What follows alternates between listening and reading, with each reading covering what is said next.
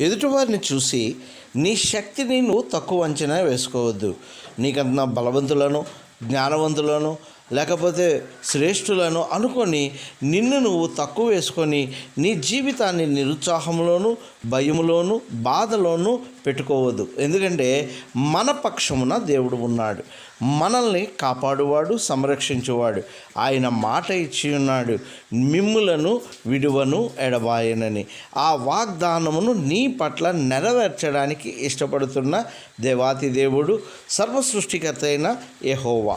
ఆ యెహోవా నీ పక్షమున ఉన్నప్పుడు నీకు కలిగే ప్రతి భయములోను, అలాగే నీకెదురయ్యే ప్రతి సమస్యలోను ఆయనే నీ పక్షమున ఉండి నీకు విజయమును దయచేసి ఈ లోకములో అనేక మంది గనుల కన్నా, అనేక మంది శ్రేష్ఠుల కన్నా నిన్నే ఘనుడిగా, నిన్నే శ్రేష్ఠుడిగా హెచ్చించగల సమర్థుడు దేవుడు.